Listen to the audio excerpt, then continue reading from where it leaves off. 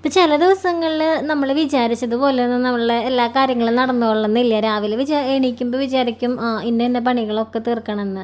അപ്പോൾ ഇന്ന് അതുപോലെ തന്നെ കുറേ പണികളൊക്കെ ഇങ്ങനെ പ്ലാനിങ്ങോട് കൂടെ എണീറ്റ് വന്നതായിരുന്നു കേട്ടോ. പക്ഷേ കണ്ണൻകുട്ടിക്ക് എന്തോ ഒരു ഉഷാറ് കുറവ് പോലെയൊക്കെ തോന്നി.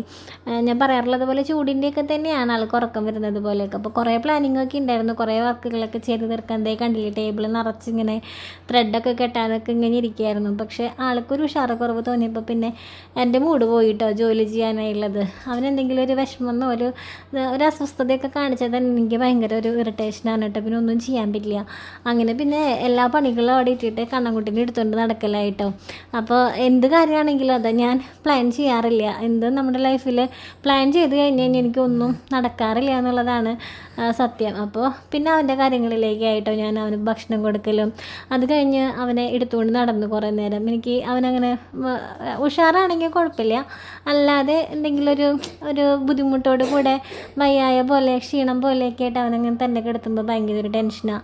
അപ്പോൾ പിന്നെ ഞാൻ അവനെ കുറേ നേരം എടുത്തുകൊണ്ടൊക്കെ നടന്നു വന്നാലും ഞാൻ ഇടയ്ക്ക് വന്ന് എൻ്റെ ജോലികൾ മിക്കൊക്കെ നോക്കുന്നുണ്ടായിരുന്നു. അയ്യോ, ഇതൊക്കെ ഇങ്ങനെ ഇവിടെ പെൻഡിങ് ആയിട്ട് കിടക്കുകയാണല്ലോ.